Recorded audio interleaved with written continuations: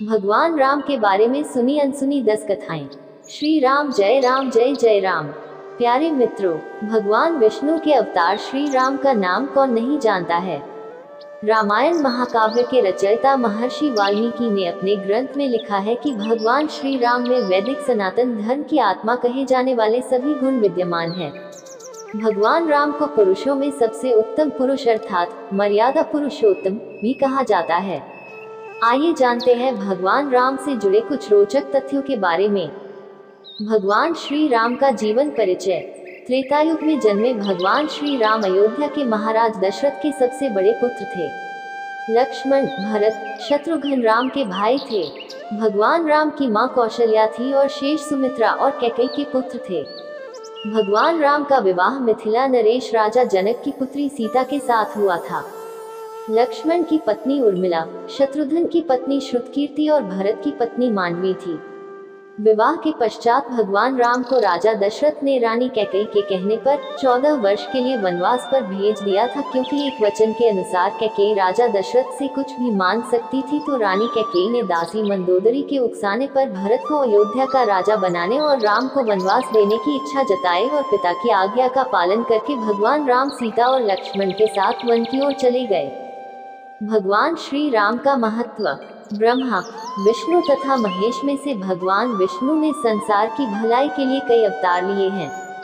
भगवान विष्णु द्वारा कुल 10 अवतार लिए गए, जिसमें से भगवान राम 7वें अवतार माने जाते हैं और यह अवतार भगवान विष्णु के सभी अवतारों में से सबसे ज्यादा पूजनीय माना जाता है।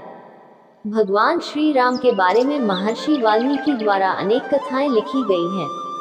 वाल्मीकि के अलावा प्रसिद्ध महाकवि तुलसीदास ने भी श्री राम के महत्व को लोगों को समझाया है। भगवान राम ने कई ऐसे महान कार्य किए हैं जिसने हिंदू धर्म को एक गौरवमय इतिहास प्रदान किया है। भगवान विष्णु ने राम बनकर असुरों का संहार करने के लिए पृथ्वी पर जन्म लिया। भगवान श्री राम ने मात्र घटाव पितृ भक्ति के चलते अपने पिता राजा दशरथ के एक आदेश पर 14 वर्ष तक वनवास काटा। नैतिकता, वीरता, कर्तव्य परायणता के जो उदाहरण भगवान राम ने प्रस्तुत किए वह बाद में मानव जीवन के लिए मार्गदर्शक बन गए।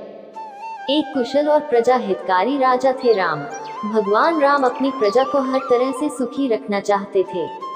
उनकी धारणा थी कि जिस राजा के शासन में प्रजा दुखी रहती है वह राजा नरक भोगी होता है। महाकवि तुलसीदास जी ने रामचरितमानस में राम राज्य की विशद चर्चा की है। माना जाता है कि अयोध्या में 11,000 वर्षों तक भगवान राम का दिव्य शासन रहा। आदिवासियों के भगवान श्री राम। वनवास के दौरान भगवान श्री राम ने देश के सभी आदिवासियों और दलितों को संगठित करने का कार्य किया और उनको जीवन जीने की शिक्षा दी। उन्होंने देश के सभी संतों और उनके आश्रमों को राक्षसों, दैत्यों के आतंक से बचाया था। अपने 14 वर्ष के वनवास के दौरान भगवान राम ने भारत की सभी जातियों और संप्रदायों को एक सूत्र में बांधने का कार्य किया। चित्रकूट में रहकर भी उन्होंने धर्म और कर्म की शिक्षा दीक्षा ली। भगवान राम ने भारत भर में भ्रमण कर भारतीय आदिवासी, जनजाति, पहाड़ी और समुद्री लोगों के बीच सत्य, प्रेम, मर्यादा और सेवा का संदेश फैलाया और यही कारण था कि राम का जब रावण से युद्ध हुआ तो सभी तरह की अनार्य जातियों ने राम का साथ दिया। भगवान राम की वापसी। भगवान श्री राम कहते हैं कि पृथ्वी लोक एक ऐसा लोक है जहाँ जो भी आता है उसे एक दिन वापस लौटना ही होता है। ठीक इसी तरह श्री राम भी अपना मानवीय रूप त्याग कर अपने वास्तविक स्वरूप विष्णु का रूप धारण कर बैकुंठ धाम की ओर चले गए। भगवान राम के बारे में सुने अनसुने 10 किस्से। 1. वनवास के समय भगवान राम 27 साल के थे। 2. लव और कुश राम तथा सीता के 2 जुड़वा बेटे थे।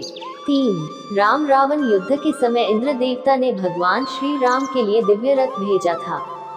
4. भगवान श्री राम ने पृथ्वी पर 10,000 से भी अधिक वर्षों तक राज किया। 5.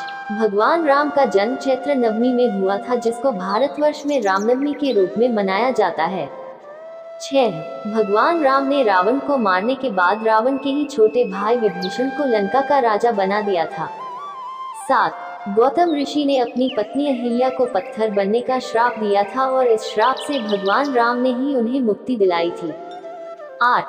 अरण्य नाम के एक राजा ने रावण को श्राप दिया था कि मेरे वंश से उत्पन्न युवक तेरी मृत्यु का कारण बनेगा, और भगवान राम इन्हीं के वंश में जन्मे थे।